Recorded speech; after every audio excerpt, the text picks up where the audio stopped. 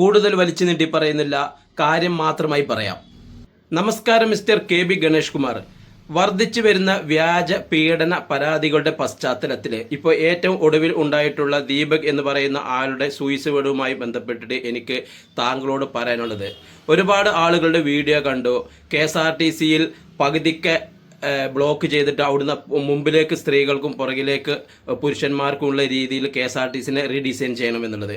എനിക്ക് അതിനേക്കാൾ കുറച്ചുകൂടി കടത്തിയാണ് പറയാനുള്ളത്. ആണുങ്ങൾ മാത്രം അവർ സഞ്ചരിക്കുന്ന വാഹനങ്ങളും പെണ്ണുങ്ങൾ മാത്രം അവർ സഞ്ചരിക്കുന്ന വാഹനവുമായിട്ട് പ്രത്യേകമാക്കി മാറ്റണമെന്നാണ് എനിക്ക് പറയാനുള്ളത്. അതായത് KSRTC മാത്രമല്ല, ഈ പൊതുഗതാഗതം കൈകാര്യം ചെയ്യുന്ന എല്ലാ മേഖലയും എല്ലാ വാഹനങ്ങളും ആ രീതിയിലേക്ക് മാറ്റണമെന്നാണ് എനിക്ക് പറയാനുള്ളത്. ഇവിടെ വർദ്ധിച്ചു വരുന്ന ഇത്തരം പ്രശ്നങ്ങൾക്ക് ഒരു വലിയ രീതിയിലുള്ള പരിഹാരം ഈ വഴി കിട്ടുമെന്ന് എനിക്ക് തോന്നുന്നു. പിന്നെ നിങ്ങൾ ഇറങ്ങിപ്പോകുന്ന സമയത്ത് ഈ ഒരു കാര്യമെങ്കിലും ചെയ്തിട്ട്, ഈ ഒരു നല്ല കാര്യമെങ്കിലും ചെയ്തിട്ട് വേണം നിങ്ങൾ മന്ത്രിസ്ഥാനത്ത് നിന്നും ഇറങ്ങിപ്പോകാൻ എന്നാണ് എനിക്ക് താങ്കളോട് പറയാനുള്ളത്. അപ്പോൾ അതുകൊണ്ട് ഇതൊരു അപേക്ഷയല്ല, ഇതൊരു അത്യാവശ്യ കാര്യമാണത്. എൻ്റെ കാര്യമല്ല, ഈ കേരളത്തിലുള്ള എല്ലാ ജനങ്ങളുടെയും ആവശ്യമാണ്.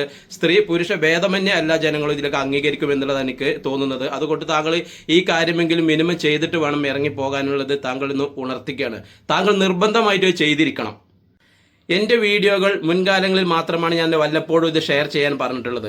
പക്ഷേ ഇതൊരു അത്യാവശ്യ കാര്യമായതുകൊണ്ടും ഇത് മന്ത്രിയുടെ കൈകളിലേക്ക് എത്തേണ്ട ഒരു വീഡിയോ ആയതുകൊണ്ടും ഇത് നിങ്ങളെല്ലാവരും തീർച്ചയായിട്ടും നിർബന്ധമായിട്ട് ചെയ്യണമെന്ന് ഞാൻ ഉണർത്തിക്കുകയാണ്. അപ്പോൾ എല്ലാവരും സഹകരിക്കുമെന്നുള്ള വിശ്വാസത്തോടു കൂടി എല്ലാവർക്കും നന്ദി, നമസ്കാരം.